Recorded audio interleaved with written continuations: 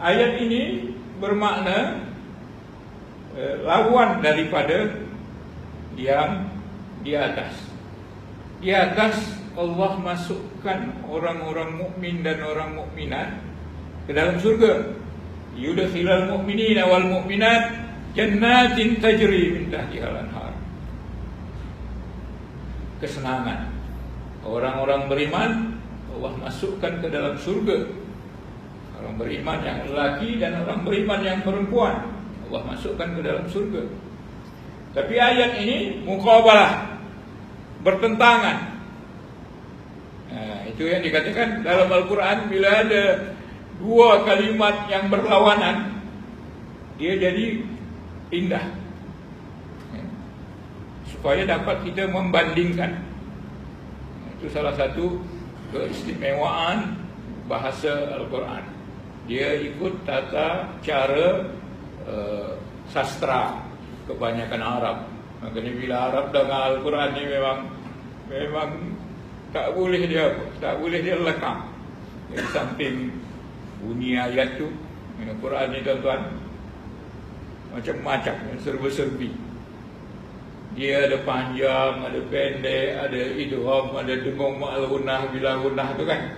Itu semua buat muzik yang bila didengar cantik sekali.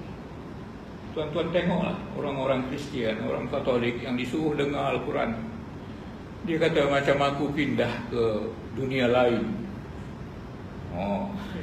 Dia merasa seronok. Ya. Sebab apa? Itulah muzik itu. Maka muzik panjang pendek itu hati-hatilah supaya jangan rosak. Ya. Alunan suara itu jangan rosak.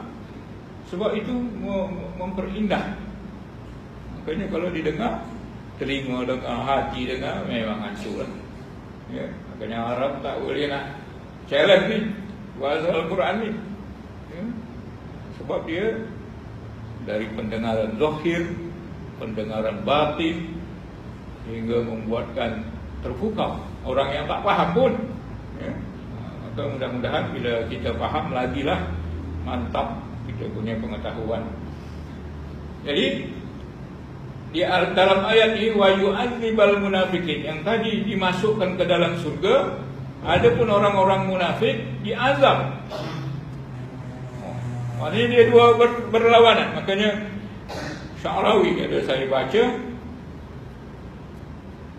uslub Al-Quran di antaranya membandingkan. Itulah keindahan. Jadi dalam ini ada penyair Arab kata, terjemah aja lah ya. Muka dia puji kekasihnya. Arab ni kalau puji kekasih panjang, tapi yang pendek aja. Muka dia bagaikan subuh yang putih. Subuh pagi putih. Rambut dia bagaikan malam yang hitam. Pagi putih, malam hitam. Itu cantik. Ya, dalam syair Arab lah, dalam bahasa Melayu macam tu kan. Siang malam, pagi petang. Dua yang berlawan tu bila dikumpulkan dia jadi cantik. Nah, kata penyair ni lah. Jadi lawan akan mengindahkan, menampakkan keindahan lawannya satu lagi. Nah, itu cara bahasa. Bila kita lawankan dia, maka lawan yang satu lagi itu jadi indah. Kalau kita nak puji yang putih, maka nak cantikkan putih itu sebut lawannya. Putih jelapak, hitam lagam. Nampaklah cantik putih tu kan. Nah, samalah dengan ni.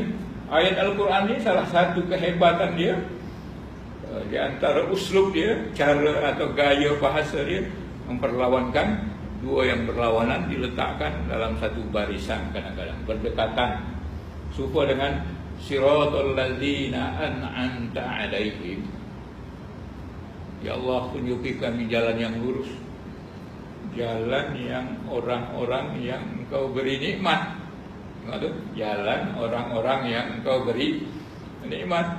Ghairil maghdubi 'alaihim, jangan bukan jalan orang yang engkau murkai. Yang orang yang dapat nikmat. Ini orang yang dimurkai. Itu kalau kita bahas memang cantik. Jadi supaya kita seronok baca Fatihah tu, kita nak tahulah gaya bahasa ni. Lebih kuranglah tuan-tuan. Samalah dengan ini, wa yu'adzibal munafiqina wal munafiqat wal musyrikina wal musyrikat. Itu satu hal. Yang kedua, kalau tuan-tuan perasan, mana dulu lahir orang musyrik dengan orang munafik? Perasan tak? Orang musyrik lahir dari Mekah. Memang ada. Sebelum datang Rasulullah pun sallallahu alaihi wasallam memang dia adalah musyrik.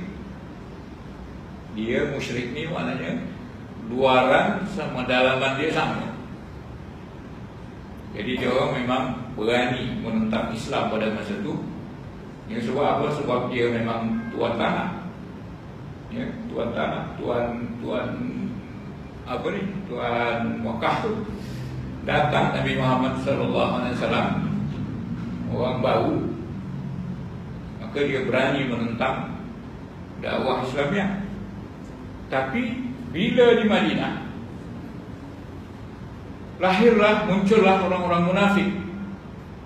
Bila zaman Madinah, ayat-ayat Madinah, barulah menceritakan adanya kelompok ketiga. Itu orang munafik. Jadi munculnya atau lahirnya puak munafik ini di Madinah. Nah, itu rahasia tengok ya. Jadi bila yang pertama musyrik, yang kedua Madinah, orang munafik yang lahir di Madinah. Munafik ni dua dia lain, dalam dia lain. Kalau musyrik tadi dua dalam sama. Kafir betul-betullah, mana-mana tu kafir. Ya, tapi orang munafik ni luar elok, dalam busuk. Nah, jadi apabila dalam ayat ni Allah Subhanahu wa taala dahulukan orang munafik. Nah, itu ada rahasia. Allahu a'lam rahasia dia. Tapi kajian orang-orang ahli tafsir ada satu kes lah. Tuan rasakan Allah mengazab orang munafik dan munafiqat, musyrikin dan musyrikat. Mengapa didahulukan kelompok munafik padahal dia adian? Maka orang-orang ahli tafsir, ulama-ulama tafsir mengatakan bahawa bila ditakdim, takdim dan takhir ni seni balaghah juga, seni gaya bahasa juga. Bila ditakdim tu, salah satu rahasia dia dalam bahasa Arab ialah ada kepentingan supaya kita ambil berat. Apa masalah ambil berat ni? Apa beza musyrik dengan munafik? Sama-sama kafir. Supaya kita ambil berat. Munafik ni lebih jahat daripada orang musyrik. Itu rahasia bahasa dia. Jadi kita diajar dengan takdim ni, mendahulukan munafik daripada musyrik ni, supaya kita berhati-hati pada orang-orang munafik. Orang munafik ni luar dia cantik, tapi dalam dia busuk. Dan dia ada pada kita, dia ada bersama kita. Na'udzubillah kita daripada golongan mereka. Jadi dia berpakaian kita. Itu yang bahaya tu. Dia lebih tahu dalil daripada kita kadang-kadang. Kalau dalil itu ikut akal dia. Jadi Allah Subhanahu wa taala dengan ayat ini dia suruh kita berhati-hati. Berhati-hati. Sebab musuh yang bernama munafik, namanya pun munafik. Munafik ni saya kata nafak. Nafak ni kalau tuan pergi tempat Mekah lah, biasanya Mekah ni ada terowongan. Dia sebut terowong ni nafak sebab ada dua pintu keluar, yang masuk lain, ni keluar lain. Jadi munafik pun macam tu lah, dia ada dua muka. Muka sini lain, nama orang mukmin dia lain, muka nama orang kafir dia lain. Jadi dalam dua muka lah. Maka dikatakan dia nafak.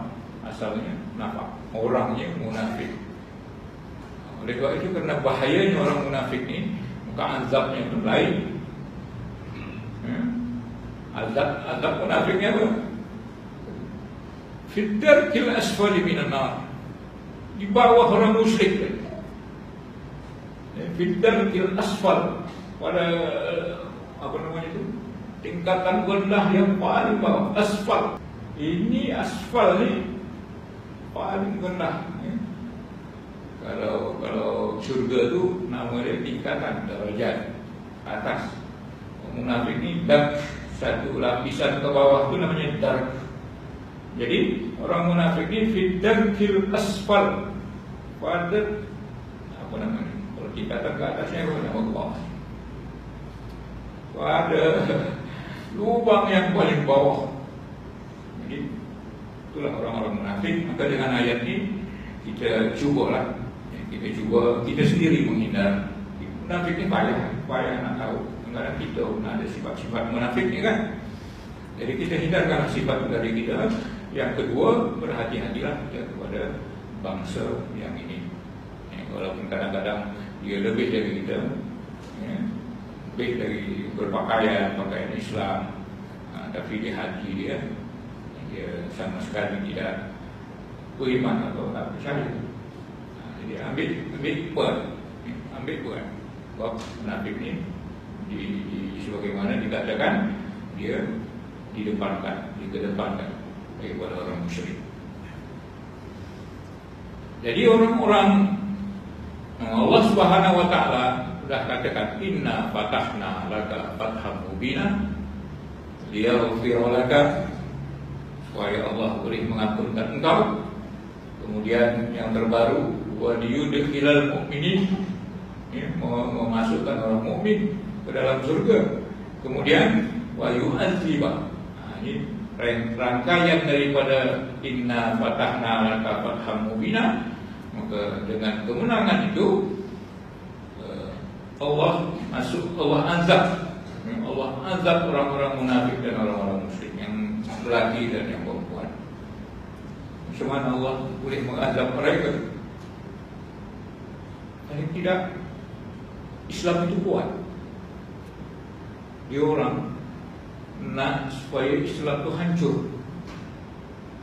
Ternyata la jaa nasrullahi wal fath, wa ra'aitan nasa yadkhuluna fi dinillahi afwaja. Itu kemenangan, orang datang masuk, pertolongan Allah mulai diberikan kepada umat ini. Maka datanglah masuklah wa yadkhulun, orang-orang daripada non-muslim masuk ke dalam Islam afwaja, berbondong-bondong. Maka bila dah orang muslim ni kuat, manusia masuk ke dalam Islam ni beramai-ramai. Tambah lagi sekarang tuan-tuan, bagaimana pernah saya sebut dulu, bahawa peningkatan jumlah orang-orang masuk ke dalam Islam lebih banyak daripada orang-orang yang masuk kepada Kristian di Eropah kan. Jadi bila dengan kekuatan yang ada tu, dengan kekuatan orang ramai masuk Islam ni, maknanya orang-orang munafik, orang-orang musyrik tu, dia gaduh,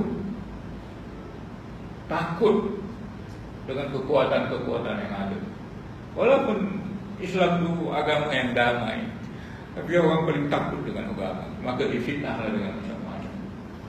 Mereka sentiasa ketakutan. Jadi itu di antara wa yu'adzib, dan Allah mengazab mereka dengan macam-macam cara. Tuan-tuan sekali lagi saya ingatkan, yu'adzib itu daripada azabun. Cuma bila dia digandakan dengan azab, maka perbuatan mengazab itu banyak, berulang-ulang atau dengan macam-macam cara. Rahasia daripada yu'adzib berbeza dengan wa yudkhilan. Asal yudkhilan itu memasukkan ke dalam surga tu. Yudkhilan itu asal katanya dakhala.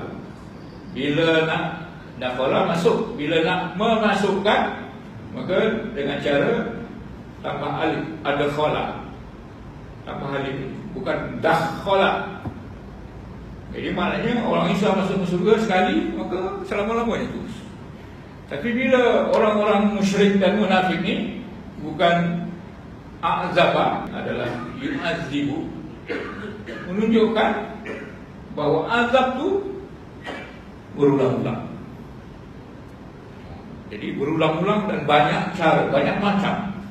Jadi azab tu bukan saja satu sekali, tapi beragam dengan hati yang tak tentu, dengan ketakutan bila-bila masa, ya, dengan apa namanya, dengan pening kepala dia tengok orang Islam ni makin lama makin ramai, itu semua azab. Dan mereka sendiri pun memang apa namanya, merasa ketakutan sentiasa. Itu azab, itu di dunia. Jadi itu rahasia wa yu'adzibu, bukan wa yu'dzibu. Maka kalau kita tengok Al-Quran pun macam tu, inna anzalna, nazala pakai a di depan, anzala, maka dia sekali turun dari Lauh Mahfuz ke langit dunia, sekali turun. Tapi bila ada ayat yang lain pakai nazala, nazala itu maka turun kepada Nabi Muhammad SAW tidak sekali, tapi berkali-kali, berpasang-pasang, ya? Kadang-kadang satu ayat, kadang-kadang 5 ayat, lebih kurang macam itulah. Itu menunjukkan banyak. Jadi samalah dengan wa yu'adzibal munafiqin, dan mengazab dengan macam-macam cara dan berkali-kali orang-orang munafik dan orang-orang musyrik, ya. Lebih masalah al-dhannina billah, yang sifat orang-orang munafik dan musyrikin ini adalah dhannina billahi dhanna saw, menyangka dhanna ini fi'il dia dhanna, belajar bahasa Arab. Dhanna, orangnya dhanni, ya. Dhannina kalau ramai. Kalau dia seorang dhannu, ya. Asal katanya dhanninu. Jadi dia bukan fi'il, bukan yazunnu, bukan dhanna, tapi dhannina. Menunjukkan apa? Menunjukkan sifat menyangka dengan sangkaan-sangkaan buruk kepada orang muslim. Bahkan kepada Allah pun dia sangka macam-macam, orang kafir.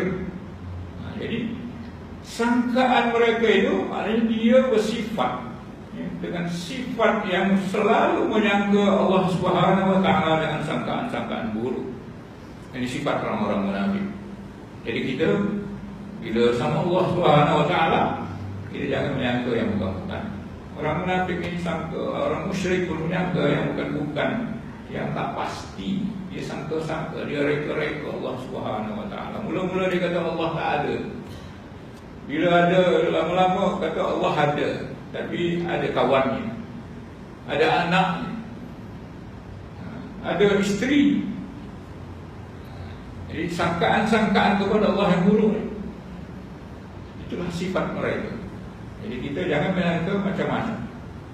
Kemudian sangkaan buruk mereka pula dalam kes ini, anak Nabi SAW pergi ke Makkah tak jadi itu, ya. Sangkaan mereka mula-mula Nabi SAW dan sahabat-sahabat ajak orang Madinah, jom pergi umrah, bukan pergi perang. Dengar nak pergi ke Makkah, orang-orang munafik menyangka macam-macam. Dia tak nak pergi satu hal.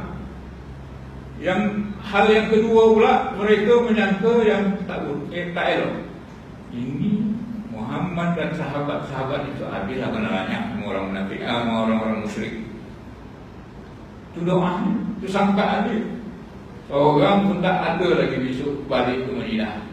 Hebat lagi besok ke Madinah. Wah, Nabi Muhammad SAW punah daripada orang-orang musyrik.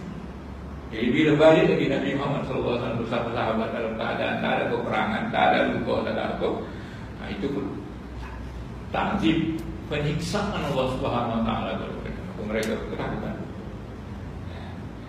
Jadi banyak ayat ini mengajar kita. Jadi kalau itulah sifat orang munafik, itulah sifat-sifat orang musyrik, menyangka kepada Allah yang tak baik, menyangka kepada Allah yang negatif. Maka kita sebagai orang yang beriman jangan buat macam ni. Kalau nak sangka-sangka lah yang elok-elok. Kalau ada benda atau ada kes-kes, kita selalu apa? Sangka baik. Adalah hikmah ini.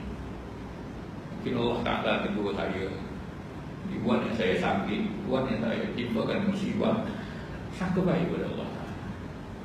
Jangan bila kita kena musibah, Allah musibah lagi, itu musibah yang nasib sial waktu. Sangka baik kepada Allah Ta'ala. Ya. Langkah orang kita. Oh, tadi ada dosa, Allah Ta'ala tegur, adalah hikmah. Ya Allah, berilah aku pahala dengan musibahku ini, dan gantikanlah dia yang lebih baik daripada ini. Boleh? Itu sikap kita sepatutnya. Seperti Ummu Salamah, bila suami dia meninggal dalam peperangan, maka itulah doa diajar Nabi SAW. Akhirnya apa? Suami meninggal, seorang mujahid,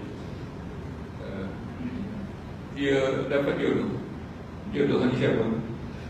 Nabi Muhammad SAW. Apa baik? Kalau nak hujan, maka Rasulullah ajar bila dia tengok hujan nak turun tu, dia berhenti betul. Rasulullah SAW ni dulu pernah sebut, dia SAW baginda bila ada mendung macam tu, awan gelap, dia teringat umat-umat dahulu, umat-umat yang tak beriman dengan umat Nabi Saleh, umat Nabi kaum Ad, kaum Samud kan. Dia teringat kes tu berdekatan dengan Arab Saudi dengan Madinah. Jadi dia bila tengok lagi nak hujan tu, dia berhenti kecil. Maka dia doa apa? Sayyiban nafi'an. Kita pun cakap, mudah-mudahan jadi bawa manfaat, bawa rahmat. Ya Allah, jadikanlah hujan sebagai rahmat. Doa. Jadi kita pun cakap bila hujan dia, Allahumma ij'alhu sayyiban nafi'an. Ya Allah, fikirkanlah hujan yang membawa rahmat dan membawa manfaat. Biasa kita itu ada hujan lagi, banjir itu. Nah, itu bukan orang mukmin. Itu takut golongan macam marah dia dengan hujan, marah dia dengan takdir Allah Subhanahu Wa Taala. Anak kita tak lulus SPM atau gagal SPM 4 mata pelajaran, 2 mata pelajaran, jangan dicaci. Adalah hikmah. Kita doakan, tak apa. Ya. Ada peluang lain, ada peluang lagi STP, ada di universiti besar.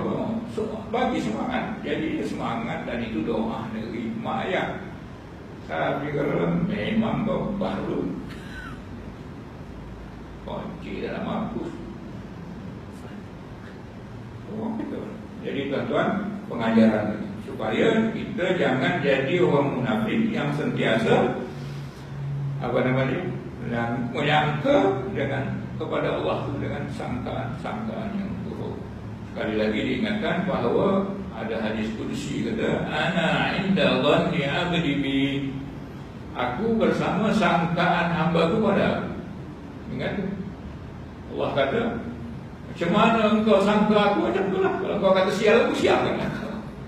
Kalau musibah, mungkin musibah. Tapi kalau musibah, kita kata minta ganti yang lebih baik daripada musibah ini.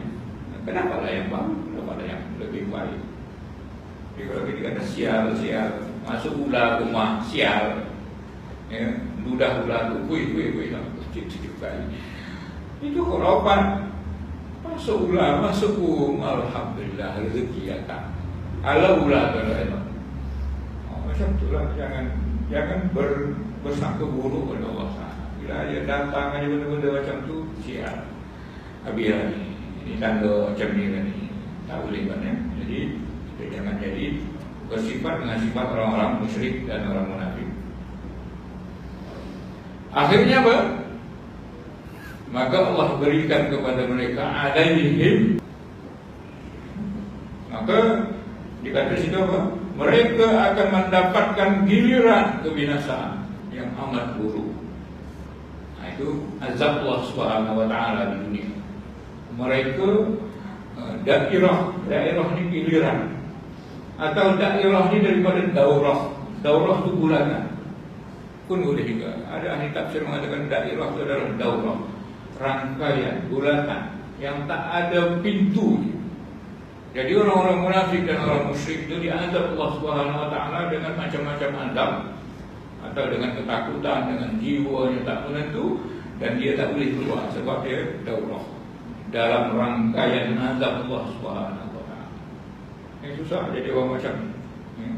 Dia merasa tak senang, manja. Sebab tak ada hidayah, tak ada petunjuk daripada Allah Subhanahu wa taala. Jadi bila dikatakan alaihim, kemungkinan alaihim itu berita, ada juga mereka akan dapat rangkaian buruk, atau alaihim itu ancaman. Allah akan hancurkan kamu dengan keadaan, Allah akan azab kamu. Alaihim ini doa yang tak elok. Tuan-tuan, dulu pernah saya sebut juga, doa ini dalam Riyadhus Shalihin ada terjemahan tak kena. Dilarang mendoakan atas diri.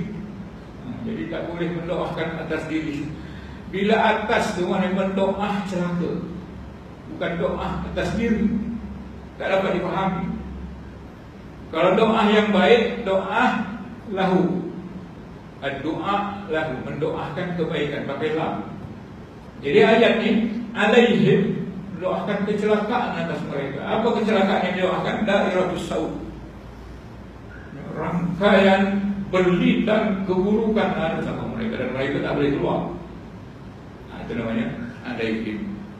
Jadi Allah Subhanahu wa taala sama ada berita ni, berita keburukan untuk orang bersifat macam tadi, atau ini adalah ancaman atau berita ketetapan. Memang macam itulah orang. Memang sentiasalah mereka akan masuk ke dalam bulatan lingkaran keburukan. Atau moga-moga mereka bila dah doa daripada Allah Ta'ala, yang pastilah wa ghadiballahu alaihim wa la'anahum. Ini masih di dunia lagi. Allah murka ke atas mereka, wa la'anahum, dan melaknat mereka. Allah memurkai dan mengutuk mereka. Yakni apa arti laknat ini? Menjauhkan dijauhkan dari mereka rahmat. Jadi di dunia kehidupan orang musyrik dan orang munafik ini, rahmat, kasih sayang Allah Subhanahu wa taala tak ada. Tambah lagi doa apa ini tadi, sangkaan-sangkaan buruk tadi, maka sangkaan buruk kembali kepada mereka. Jadi tuan-tuan, berhati-hatilah dengan sifat-sifatnya seperti ini, supaya Allah jangan cop, Allah jangan pastikan kita dalam keadaan buruk sentiasa. Kemudian wa a'adda lahum jahannam wa sa'at masira, dan kepada mereka a'adda, disediakan, lahum, ini lam pula tadi, alaihim, ini lahum. Mengapa pula Allah sediakan bagi mereka jahannam? Dia ejekan. Ahli tafsir kata bila berita buruk tapi didahulukan dengan berita gembira, lahum tu kebaikan untuk mereka. Anda lahum, disediakan untuk mereka suatu kebaikan. Lam tu juga kebaikan. Ya. Apa kebaikan tu? Jahannam. Maknanya dia pun dipermainkan. Okey, awak lulus, awak nombor 1, kan senang pelajaran. Awak nombor 1 dari belakang. Ini cara lebih mana? Kau dapat kebaikan, apa dia? Jangan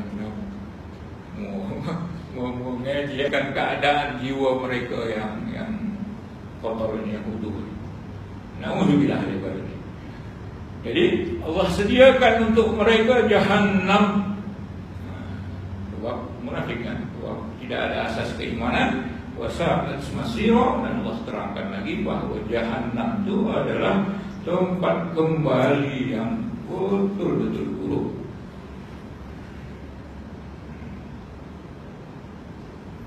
itu di akhirat. Jadi dunia kono, akhirat kono.